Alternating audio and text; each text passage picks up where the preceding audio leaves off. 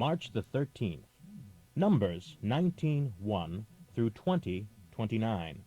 The Lord said to Moses and Aaron, "Here is another of my laws. Tell the people of Israel to bring you a red heifer without defect, one that has never been yoked. Give her to Eleazar the priest, and he shall take her outside the camp, and someone shall kill her as he watches. Eleazar shall take some of her blood upon his finger, and sprinkle it 7 times toward the front of the tabernacle. Then someone shall burn the heifer as he watches, her hide, meat, blood, and dung. Eleazar shall take cedar wood and hyssop branches and scarlet thread, and throw them into the burning pile. Then he must wash his clothes, and bathe, and afterwards return to the camp, and be ceremonially defiled until the evening. And the one who burns the animal must wash his clothes, and bathe, and he too shall be defiled until evening. Then someone who is not ceremonially defiled shall gather up the ashes of the heifer, and place them in some purified place outside the camp, where they shall be kept for the people of Israel as a source of water for the purification ceremonies, for removal of sin. And the one who gathers up the ashes of the heifer must wash his clothes, and be defiled until evening. This is a permanent law for the benefit of the people of Israel and any foreigners living among them.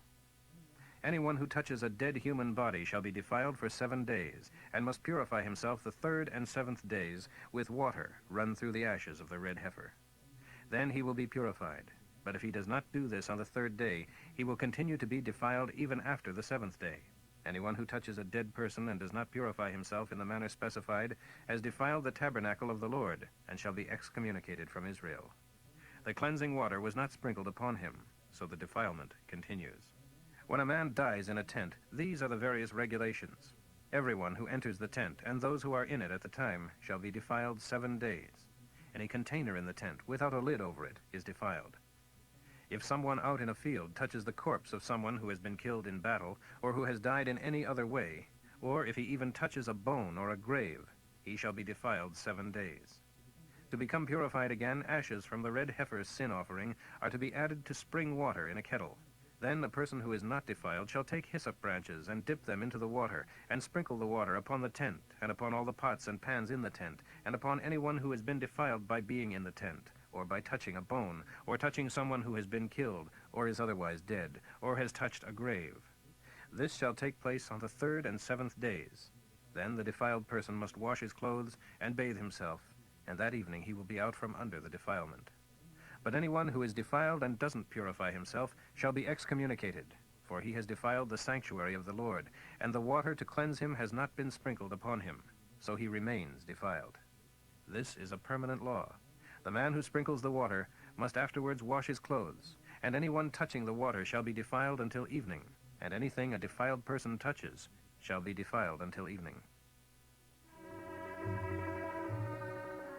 The people of Israel arrived in the wilderness of Zin in April and camped at Kadesh, where Miriam died and was buried.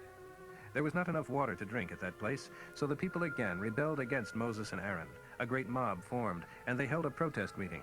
"Would that we too had died with our dear brothers the Lord killed," they shouted at Moses. "You have deliberately brought us into this wilderness to get rid of us, along with our flocks and herds. Why did you ever make us leave Egypt and bring us here to this evil place? Where is the fertile land of wonderful crops, the figs, vines, and pomegranates you told us about? Why, there isn't even water enough to drink."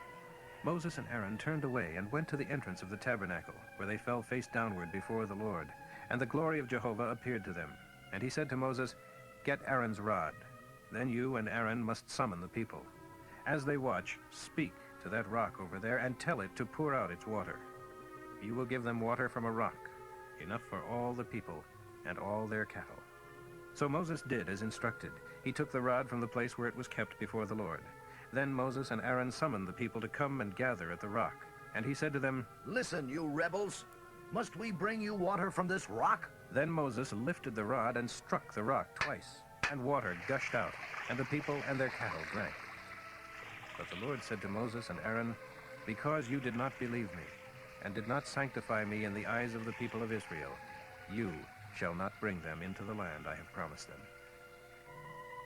This place was named Meribah, meaning rebel waters, because it was where the people of Israel fought against Jehovah, and where he showed himself to be holy before them.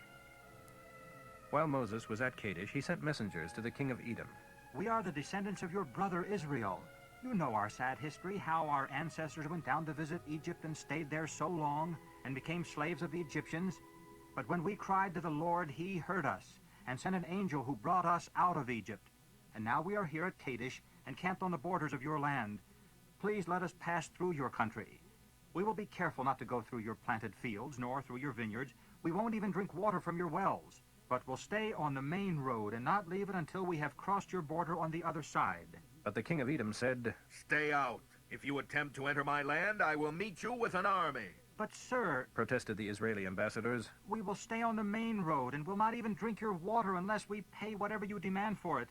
We only want to pass through and nothing else. But the king of Edom was adamant. Stay out. He warned, and mobilizing his army, he marched to the frontier with a great force.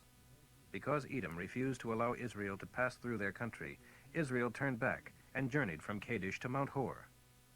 Then the Lord said to Moses and Aaron at the border of the land of Edom, The time has come for Aaron to die, for he shall not enter the land I have given the people of Israel. For the two of you rebelled against my instructions concerning the water at Meribah.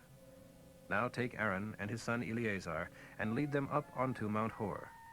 There you shall remove Aaron's priestly garments from him and put them on Eleazar his son, and Aaron shall die there. So Moses did as the Lord commanded him. The three of them went up together into Mount Hor as all the people watched. When they reached the summit, Moses removed the priestly garments from Aaron and put them on his son Eleazar, and Aaron died on the top of the mountain. Moses and Eleazar returned, and when the people were informed of Aaron's death, they mourned for him for 30 days. Luke 1, 1 through 25. Dear friend who loves God, several biographies of Christ have already been written, using as their source material the reports circulating among us from the early disciples and other eyewitnesses. However, it occurred to me that it would be well to recheck all these accounts from first to last, and after thorough investigation, to pass this summary on to you, to reassure you of the truth of all you were taught.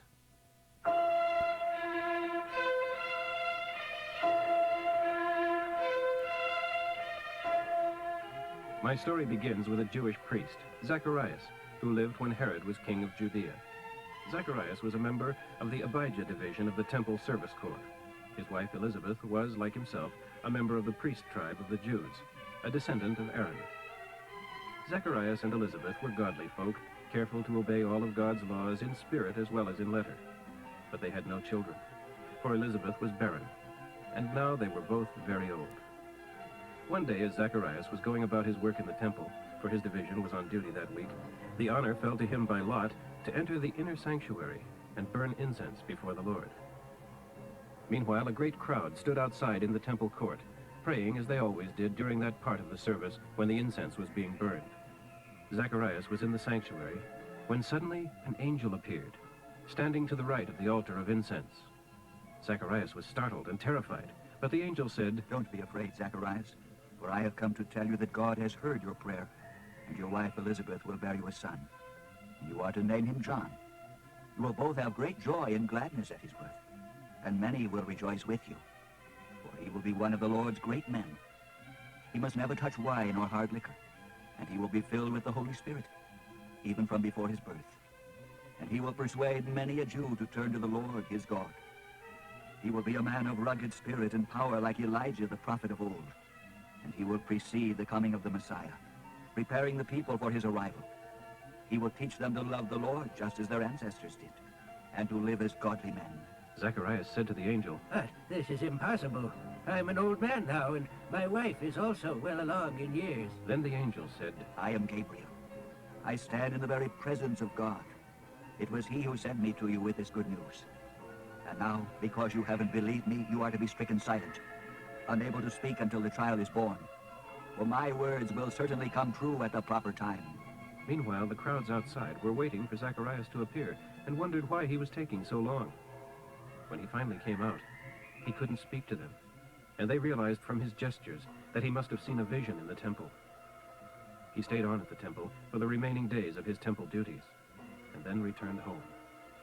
Soon afterwards, Elizabeth, his wife, became pregnant and went into seclusion for 5 months. How kind the Lord is, to take away my disgrace of having no children. Psalm 56, 1 through 13. Lord, have mercy on me. All day long the enemy troops press in. So many are proud to fight against me. How they long to conquer me. But when I am afraid, I will put my confidence in you. Yes, I will trust the promises of God. And since I am trusting him, what can mere man do to me? They are always twisting what I say. All their thoughts are how to harm me. They meet together to perfect their plans. They hide beside the trail, listening for my steps, waiting to kill me. They expect to get away with it. Don't let them, Lord. In anger, cast them to the ground. You have seen me tossing and turning through the night. You have collected all my tears and preserved them in your bottle. You have recorded every one in your book. The very day I call for help, the tide of battle turns. My enemies flee.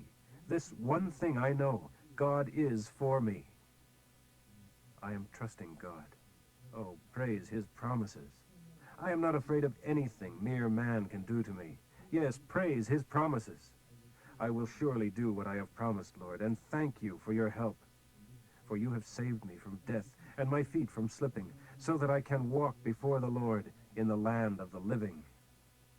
Proverbs for today, 11:8. God rescues good men from danger while letting the wicked fall into it.